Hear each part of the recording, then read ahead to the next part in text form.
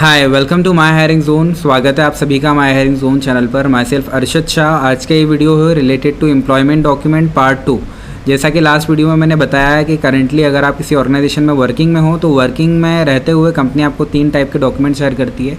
आज हम लोग देखते हैं कि कंपनी से अगर हम रिज़ाइन करते हैं या दूसरी और किसी कंपनी में ज्वाइन करने का सोचते हैं या किसी और कंपनी में ज्वाइन करते हैं तो हमको इस जो करंट कंपनी है इस कंपनी से क्या क्या डॉक्यूमेंट लेना चाहिए, जो कि बहुत ज़्यादा इंपॉर्टेंट है at the joining of new company. So हम अगर किसी भी कंपनी में इंटरव्यू के लिए जाते हैं तो हमसे करंट कंपनी के जिस भी कंपनी में हम अभी वर्किंग में हैं तो वहाँ के कुछ डॉक्यूमेंट्स मांगते हैं एचआरस और मैनेजर्स। तो हम लोग किसी भी कंपनी को रिलीव कैसे करते हैं, फर्स्ट ऑफ ऑल होता है रेजिग्नेशन मेल। तो हमारा जनरली क्या होता है, हम एचआर को या मैनेजर को मेल करते हैं कि dear sir, myself Arshad Shah, I am resigning from my post, kindly accept my resignation and my last working day was this, will be this. ये हमारा जनरली स्टेटमेंट होता है मेल में। और अगर उधर से मैनेजर ने एक्सेप्ट कर लिया, एचआर ने एक्सेप्ट कर लिया, तो वो हमको नोटिस पीरियड बताते हैं कि आपको 30 डेज़ का 90 डेज़ का नोटिस सर्व करना होता है। फिर हमारा उनसे आर्ग्यूमेंट होता है कि मुझे इमीडिएट या जल्दी रिलीविंग चाहिए, विद इन 10 डेज़ 15 डेज़। जो भी इश्यूज़ होते हैं, जो भी चीज़ें होती हैं वो रिलेटेड टू रिलीविंग के लिए होता है। तो यहाँ पर हमको चाहिए कि हम थोड़ा सा अपना मेल जो है वो थोड़ा सा फॉर्मेट चेंज करने की ज़रूरत है। हमको ऐसा मेल करना चाहिए जिससे आपको आपका रिलीविंग डेट और जॉइनिंग डेट दोनों पे एक्सेप्टेंस मिल जाए, एचआर का या मैनेजर का, कंपनी का ऑफिशियल मेल आईडी से। तो हमारा जो मेल का मैटर होता है मेल बॉडी में वो ये होना चाहिए, like dear sir ma'am, myself Arshad Shah, I have been working in your organisation from this date, my joining date was this and that will be my relieving date and my employee code is this and my designation is this, so kindly accept my resignation and do the needful process।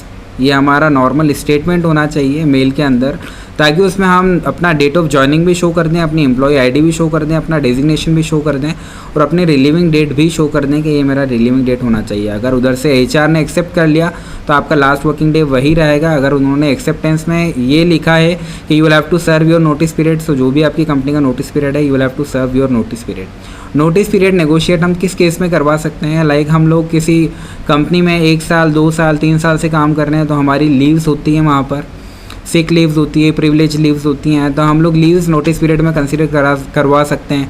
या जो भी हमारा 1 month का notice है, 3 month का notice है, तो हमारा बेसिक सैलरी का जो भी अमाउंट होता है मंथली केसेस में वो अमाउंट हम कंपनी को पे करके सेटलमेंट करके इमीडिएट या अर्ली रिलीविंग ले सकते हैं।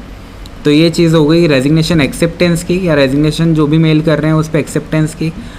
इसके बाद में जो इंपॉर्टेंट डॉक्यूमेंट होता है वो होता है रिलीविंग लेटर। जब आप कंपनी छोड़ देते हो, आपका लास्ट वर्किंग डे प्रूव हो जाता है, तब आपको एक रिलीविंग लेटर। अच्छा, रेजिग्नेशन मेल में जनरली आजकल मेल नहीं करती है कंपनी के जो भी एम्प्लॉयज़ होते हैं वो लोग।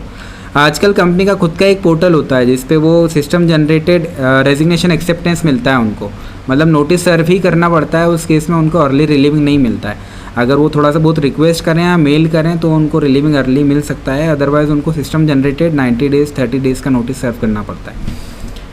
सेकेंड चीज़, रिलीविंग लेटर क्या होता है। रिलीविंग लेटर एक ऐसा डॉक्यूमेंट होता है जिसमें जिस दिन आप रिज़ाइन करते हो वो डेट मेंशन होती है, आपका नेम मेंशन होता है, आपका डेजिग्नेशन मेंशन होता है, एंड लास्ट वन आप जिस दिन रिलीव करते हो वो डेट मेंशन होती है। रिलीविंग लेटर में आपकी डेट ऑफ जॉइनिंग कहीं से लेके कहीं तक मेंशन नहीं होती है। आपकी डेट ऑफ जॉइनिंग मेंशन होती है। एक्सपीरियंस लेटर, थर्ड डॉक्यूमेंट, जो आपको रिलीविंग लेटर के बाद में कंपनी पे कर देती है या आपको कंपनी से लेना चाहिए। एक्सपीरियंस लेटर कोई कंपनी में रिलीविंग लेटर एक्सपीरियंस लेटर दोनों एक मिलता है, या किसी कंपनी में रिलीविंग लेटर अलग से मिलता है, एक्सपीरियंस लेटर अलग से मिलता है। एक्सपीरियंस लेटर में आपका name, designation, employ code, date of joining, date of relieving सारी चीज़ें मेंशन होती है। आपको अगर एक्सपीरियंस लेटर मिल गया है तो आपको किसी और डॉक्यूमेंट की ज़रूरत नहीं है, उसमें सारी चीज़ें क्लियर होती है कि आपने कब ज्वाइन किया था, कब आपने रिलीव कर दिए। मान लो अगर आपने 1 जनवरी को कोई ऑर्गेनाइजेशन ज्वाइन करी थी और अभी आप करंटली वर्किंग में हो, और अगर आप 1 सितंबर से कोई और दूसरी ऑर्गेनाइजेशन ज्वाइन करने वाले हो, तो आपका लास्ट वर्किंग डे का जो प्रूफ है, वर्किंग एक्सपीरियंस लेटर या रिलीविंग लेटर या आपके रेजिग्नेशन एक्सेप्टेंस पे जो डेट होना चाहिए वो 30 अगस्त के पहले की होना चाहिए। 30 अगस्त या 30 अगस्त के पहले। आप 1 सितंबर की सेम डेट नहीं ले सकते हो, क्योंकि 1 सितंबर को आपको कहीं और पे ज्वाइन करना है, तो इट्स नॉट पॉसिबल कि आप सेम डेट वहाँ पर ज्वाइन भी कर लो, आज का लास्ट वर्किंग डे भी आप इस ऑर्गेनाइजेशन में रख लो। सो रिलीविंग लेटर और एक्सपीरियंस लेटर दोनों से डिफरेंट होते हैं। रिलीविंग लेटर में जैसा मैंने बताया आपको कि सिर्फ आपकी रिलीविंग डेट, आपने जिस दिन रिज़ाइन किया है वो वाली डेट मेंशन होती है। बाकी एक्सपीरियंस लेटर पे दोनों डेट मेंशन होती है, date of joining, date of relieving और सारी चीज़ें। तो हम जब भी कोई कंपनी छोड़ते हैं तो हमको एटलीस्ट वहाँ पर नोटिस पीरियड का डिस्कशन करना चाहिए। और जैसे भी मैंने आपको बताया कि आपको ये पॉलिसीज़ के साथ में कंपनी के जो भी HR हैं इनसे रिक्वेस्टिंग मोड पे बात करना चाहिए।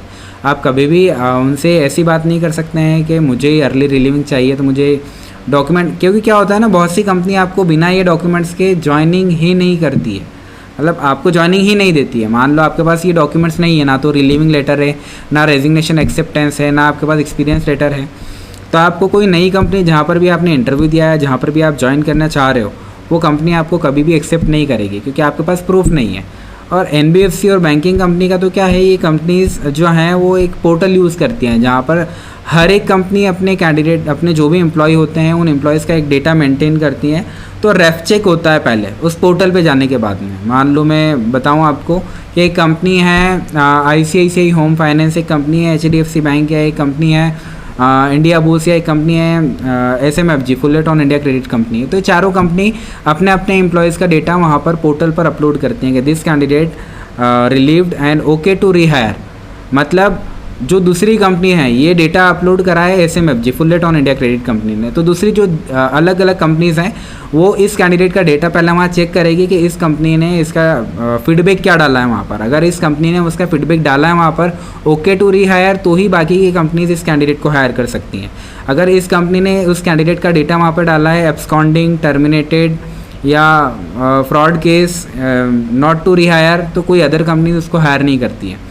तो सबसे पहली चीज़ कि हमारे पास कंपनी से genuine experience letter, relieving letter या रेजिग्नेशन एक्सेप्टेंस होना चाहिए। तो ऐसी ही ज़्यादा से ज़्यादा जानकारी के लिए कनेक्ट करिए हमारे चैनल को। हम आपके लिए ऐसी ही नॉलेजेबल वीडियोस लाते रहेंगे related to your career, related to your jobs.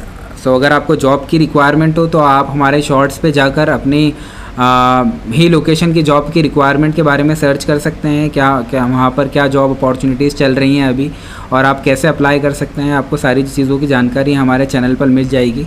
तो ज़्यादा से ज़्यादा वीडियो को शेयर कीजिए, लाइक कीजिए और चैनल को सब्सक्राइब कीजिए। Thank you.